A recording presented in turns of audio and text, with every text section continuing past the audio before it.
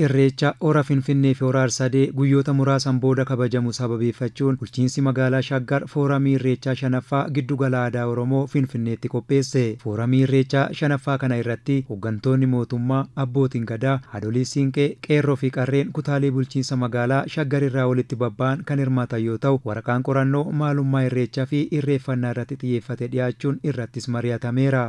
Kaayyoon fooramichaas hubannoo hawaasni Irreecha irratti qabu cimsuun Irreechi karaa duudhaa fi aadaa isaa eeggateen akka kabajamuuf yaadame ta'uu itti gaafatamtuun waajjira aadaa fi turizimii bulchiinsa magaalaa Shaggar Aadde Raayimaa Jawaar ibsaniiru. Kaayyoon isaa haalli irreecha jechuun maal jechuudha? Irreecha akkamitti kabajamuu qaba?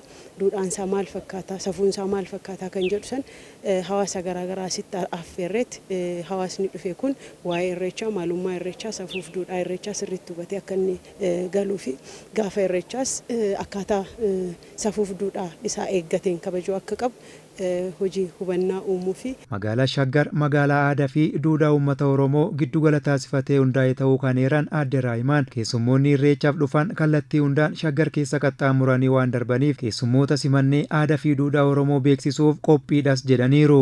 Hundeeffamni magaalaa Shaggar yeroo dhihoodha. Kaayyoon hundeeffama magaalaa Shaggar keessaa tokko magaalaa aadaa fi duudhaa safuu qabdu hundeessuudha.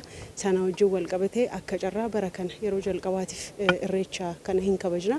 Kanaaf irreecha kana gaafa kabajnu keessummoota garaagaraa balbala shananiin kutaa magaalaa Shaggar darbanii as seenu waan ta'eef gama tokkoon magaala keenya beeksisaa, gama biraatiin immoo irreechi karaa duudhaaf sabuu isaatiin eeggatee akka inni kabajamuu qabu qaama hedduu waliin qindoominaan kan hojjechaa jirruu fi keessummoota keenyaan immoo haalaan simachuuf qophii keenya xumurree jirra. Kantiibaa itti aanaan bulchiinsa magaalaa Shaggar obbo Girmaa Haayiluu Irreechi jaarraa 16ffaa keessa hundeeffama sirna gadaa waliin kan eegale ta'uu fi qabeenya guddaa uummanni Oromoo waliin qabu waan ta'eef karaa duudhaa fi safuu isaa eeggateen kabajamuu qaba jedhaniiru. Irreechi akka seenaan jedhutti jaarraa 16ffaa keessa hundeeffama sirna gadaa waliin wal qabatee kan hundeeffame yoo ta'es jaarraawwan hedduu keessatti kufaa ka'aa moggaatti ba'aa guyyaa har'aas ga'ee jira.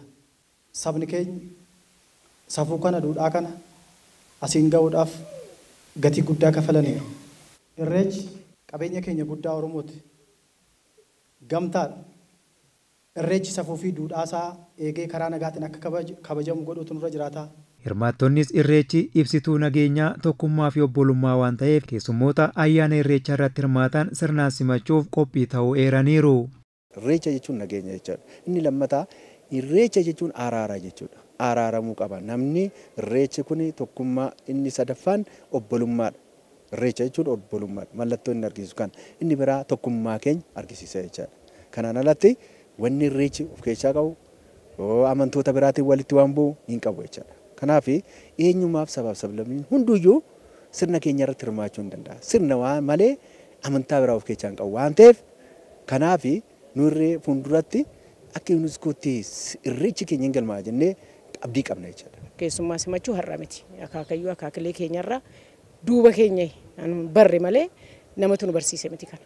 Insimannaa amma tokkoon keenya kun bishaan dhiyeessuudhaan, kun nyaata dhiyeessuudhaan, kun aadaa Oromoo nyaata aadaa Oromoollee akkuma biyya isaatti dhiyeessuudhaan akkasitti simachuu qabnan jedhaan keessummaa. Keessatti iyyuu dargaggoonni naannoo Shaggar irra jiran kutaa magaalaa Shaggar hunda irra jiranu dirqama guddaa isaa ofirraa qabu. Namoonni dhufe nagaan dhufanii nagaan akka galanitti gahee guddaa isaa kan taphachuu qabu dargaggoota.